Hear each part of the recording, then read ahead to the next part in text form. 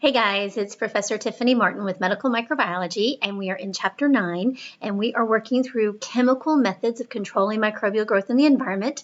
We just covered low-level disinfection methods, and that included soaps and quats and some brass, and now we're moving up a level. We need to get rid of a little bit more things. These are considered an intermediate level chemical methods of disinfection. So these will get rid of more bacteria, more viruses. They will not sterilize. So they will get rid of, many of them will get rid of protozoans, but they will not get rid of those endospores. So this whole level and everything we do, get rid of a lot of stuff, almost all pathogens, maybe almost all pathogens, depends on the chemical.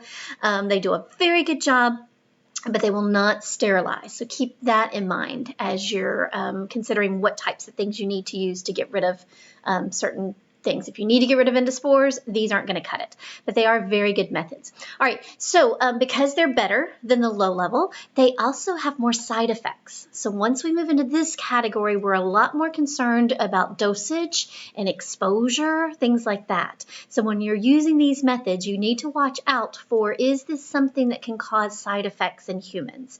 It's always good to read the directions and use these chemicals correctly as indicated so that you are not doing more harm than good when we're trying to get rid of bacteria. So let's move through these. Okay, so the first one I'm talking about in this intermediate level of activity, the first category is phenols. And phenols are interesting. Do you remember back to Lister, Chapter 1, and our surgeon, Lister, he was the one that started wiping down tables and surgical equipment with carbolic acid. Carbolic acid is a phenol. It's in this category, and his surgical outcomes were much better. He didn't have those infections that we're so prone to after surgery. We know now it was bacteria getting into those surgical wounds and those surgical cuts and getting caught underneath there and causing gangrene and bacterial infection. All right, so he was using carbolic acid. That is an intermediate level. It's a type of phenol. Phenols denature proteins and they disrupt cell membranes, and so that's how they kill bacteria and viruses. They denature proteins, disrupt cell membranes. All right, good things about phenol. Phenols, I mentioned the carbolic acid. Lysol. Lysol is a phenol. Pine oil, clove oils, these are some natural phenols. There's a phenol called Triclosan. Now, I've already mentioned before that Lysol is a brand name, and so this is a company that produces a lot of different types of disinfection, and we've already said that these actually don't have any Lysol in them. There is no phenol in this product. It's made of quats. It's a lower level. You can use it more easily. So I don't have the jar, but the big jar of Lysol is what I'm talking about. Don't have any Lysol at home, but I do have Pine Sol. This is another one that's a phenol, and you can actually see that on the side. This is made of pine oil. This is a naturally produced product that is that's in this category. There are some natural products. Lysol is a manufactured product. Either way, they are at an intermediate level of activity, so they work very well, but they also have some side effects. So again, dosage, reading the instructions on how to use it in what area is very important when we're using these products. All right, good news about phenols is they work even through organic matter. I think I talked about cleaning and disinfection in one of the earlier videos. Many of the products don't clean through organic matter, so if I've got bacteria underneath and I put something on the surface, it won't kill the bacteria. Things in this category actually work through organic matter, so that can be a plus. Vomit, feces, other types of things, food products in your kitchen, so that can be a plus. Another thing about phenols is they will continue to work. So I can wipe it on a surface, and even once it is dry, it will continue to act, and that's different from other chemicals in this category. So that may be a good thing, it may be a bad thing. Again, you've got to make the right decisions. If I'm using, if I want to disinfect my toilet and I use some Lysol and pour some Lysol into that in the right dosage, it will continue to act in my toilet. That's a good thing. I want that to continue to work. If I am using it in my kitchen, maybe on my kitchen counters that we may touch and food may fall on there and we may, eat the food off the kitchen counters. Don't tell me you don't do it too.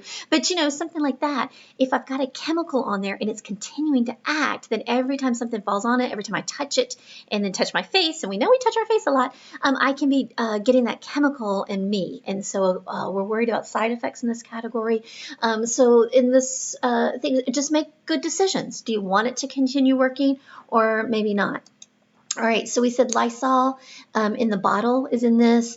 We've said there's natural cleaning products, and I do want to point out a lot of these products will say, oh, it's natural, this is really good to use, and that can be good and fine, but they're still a chemical, and they still will have side effects. So my Pine Sol is made of pine oil, which is a natural product, but it still has the same types of side effects as Lysol, which is a man-made product. Triclosan is another man-made product. This is a product in this category that we use in a lot of products that we consume. If you buy an antibacterial cutting board, chances are it has Triclosan in it. If you buy odor control trash bags, probably have Triclosan in them, because we know when we're controlling the odor, how are we controlling the odor? We're killing the bacteria. So the Triclosan is into the trash bags. Now, Triclosan is not as effective as it used to be. There was a push from consumers. We want antibacterial everything. It must be better if it's antibacterial. And so suppliers filled that demand. They started putting Triclosan in all sorts of products and slapping that label antibacterial on it, and we bought it. But now we're realizing we have added so much of these antibacterials into our environment that we're causing a problem. We're continually selecting for the ones that are most resistant. So Triclosan actually isn't as effective anymore. I'm trying to make better choices. I used to buy odor control trash bags, and now I don't, because we take the trash out, most days, and I don't need it. It's not like I have to have something that's going to last for a long time. So anyway, we're all just trying to make better choices with the knowledge we have available. Okay, so these are phenols. They do have an odor that can be disagreeable to some people. Anybody like the smell of Lysol? I know you do, because some of you are, because you consider it clean. And I get that. It kind of has that, you associate it with a clean smell, and so that's why you like it. But it does have a disagreeable odor, and so that can be a detriment as well. Okay, so phenol, this is an intermediate disinfection chemical. All right, what else can we use in this area? Alcohols. Alcohols also denature proteins and disrupt cytoplasmic membranes. We worked at this with our lab. They get rid of a lot of stuff. They can kill most bacteria, fungus, viruses. They do not kill endospores. So they will not sterilize, but they will kill bacteria and fungus and viruses. So they're very good. All of our hand sanitizers are made up of the alcohol. So this is mine. This is 70% ethyl alcohol. It works in, it's best to use it between 70% and 90%. 90% is no better than 70%. So if it's more expensive, just save your money and get the 70%. This is pretty cheap. If I put it in my hand sanitizers has the alcohol, but then it also has some ingredients that help it be smoother on your skin, less abrasive, less drying on your skin. So it has some emollients and other things in my hand sanitizers. I didn't think to get one of those. But it's doing the same thing. It's killing bacteria. It is very good on surface. From that, it won't move through organic matter, so you've got to clean it first. It's very good on surface. It also is only active while it's wet. So alcohol evaporates very quickly compared to water and a lot of other things. Alcohol evaporates very well. Is this good or bad? Well, same thing with Lysol. If I want it to evaporate and leave no residue, and so there's no side effects later on, that's a good thing. If I would prefer it to stay clean and keep cleaning, well, then maybe I want to use something in the phenol category. But alcohol works really well, but it has to be wet. So when you are using those hand sanitizers, make sure it stays wet long enough, which is a couple of minutes, for it to do its job. Otherwise, if you use too small of a dose, you can't get it to stay wet, it evaporates, and you still are left with viruses and bacteria on your hands. Okay, so alcohols are good as long as they're wet. They usually do this when they're doing injections. You know, you have those alcohol wipes. We use alcohol wipes to clean our phones. It's a pretty easy method to clean your phone. From that, it does evaporate. There is one vocabulary term that you may come into contact with it, and that's called a tincture. Sometimes they put antimicrobial chemicals in alcohol instead of water. So if you come across that, that's what they're dealing with. All right, so this is more effective than soap in removing bacteria from hands. I will tell you that they go back and forth with recommendations for this. They still say hand washing is our #1 best bet. So if you've got soap and water, wash your hands. If you don't have access to soap and water, then those alcohol hand sanitizers can be effective until you get a place where you can wash your hands.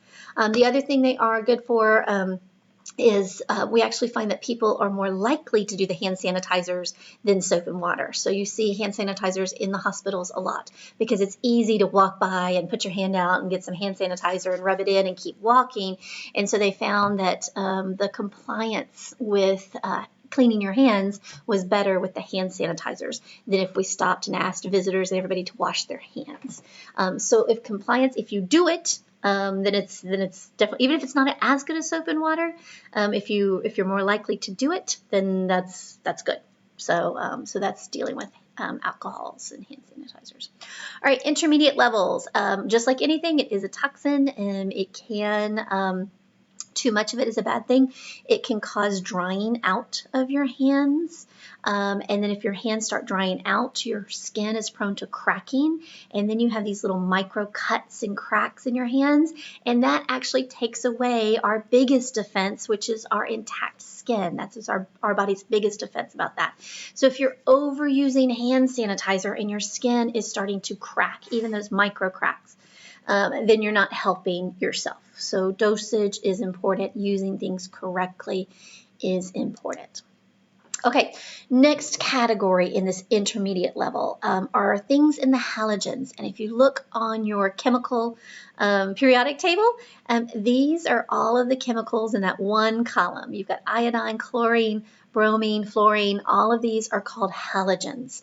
Not exactly sure how they work. So they think it may be oxidation, it could be denaturation, but they damage microorganisms. So these are damaging. They will also damage us. Again, there's side effects, so we have to watch out for dosage and make sure we're not overdosing ourselves on those. So let's work our way down some of this list and see what are the common halogens that we use to control microbial growth in our environment. Okay, iodine. Have you heard of a product called betadine? Betadine is a commercial product that uses iodine. It's that brown color. This is when you're going in for surgery and they clean your skin with this betadine solution. So they rub that all over the area that they're about to cut into. It is a slow release product, so it will continue to work. And again, it controls microbial growth on that surface, on your skin surface before surgery. So this is a product that we use. Iodine in tablet form. If I have some backpackers in the class, sometimes at the stores you'll find some iodine tablets that you'll use to remove microorganisms from your drinking water. They don't use this as much anymore, but there's some tablets. You drop it into your water and it removes a lot of bacteria, a lot of viruses. It will not remove those protozoan cysts, just like boiling water will not remove those protozoan cysts. So for backpackers, they actually are moving to those filtrations like that Life Straw that I showed you. All right, so those are some ways we use iodine to control microbial growth in the environment. What else? Oh, I need to go to the next slide. What else?